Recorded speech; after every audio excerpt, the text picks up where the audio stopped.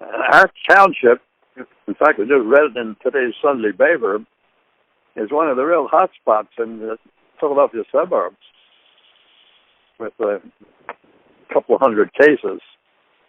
So I pulled up the drawbridge, and fortunately I stocked up, pretty heavily about 3 or 4 weeks ago.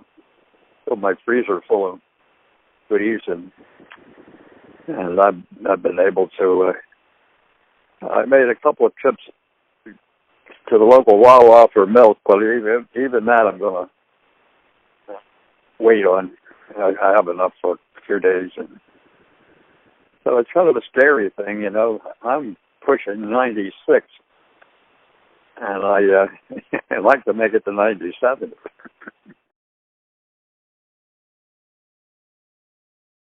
Well, in many ways, it's difficult to equate it to World War II, although probably the home front would be more cognizant with that. We're just busy fighting the war and getting it over. And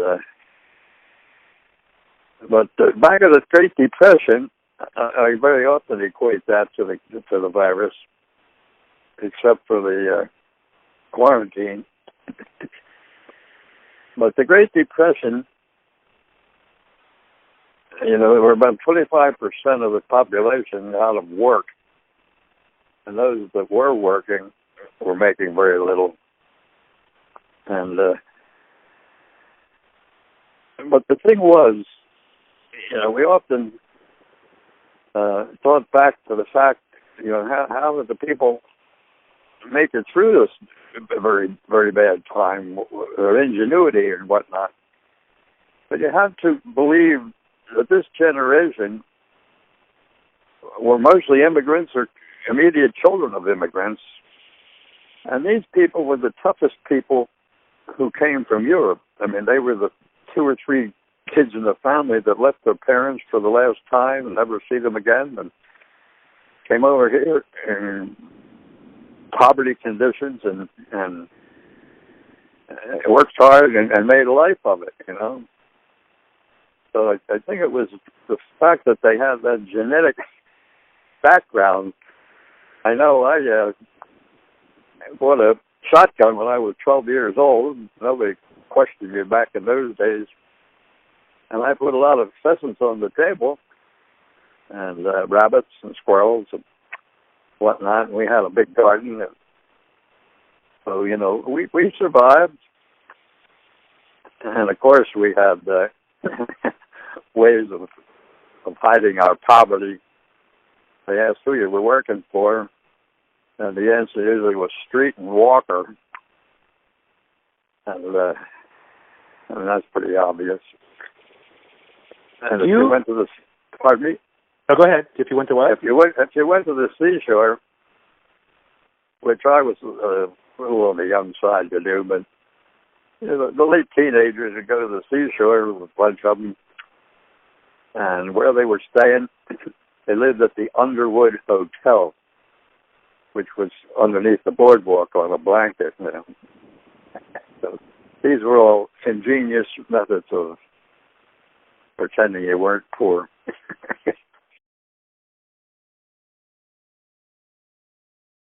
I'm pretty immune to panic. I know we'll pass through it. Might be a couple more months, but fortunately I'm retired. And I was a scientist for the federal government, and along with my wartime, I get a pretty decent pension. And I know that's going to be in the mailbox the first of every month. Well, it goes directly to my bank account, fortunately. So financially, I'm secure. And I have a nice big house and on about 3 or 4 acres. And so I'm better off than an awful lot of people.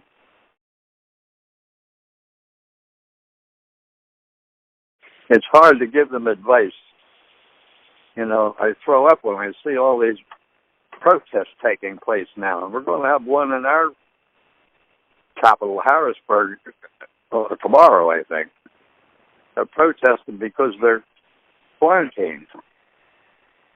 And the government's doing it for their own good. And yet, they're being deprived because they had to stay off the streets for 10 days or so. So I have very little sympathy for them, frankly. I personally think, I hope maybe this will harden at least some of the generation. Although it's different today, Uncle Sam gave everybody $1,000, except me. I made too much money.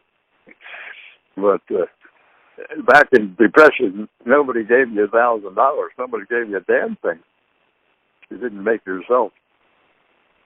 So I don't have much sympathy for the younger generation. I go into schools, usually grade schools, the higher grades, and I tell them about my war experiences. And I don't know whether it helps or hurts, but I personally think, we ought to have some kind of a conscription where you give a year in the military or some good working in hospitals or whatever it takes to harden a young person.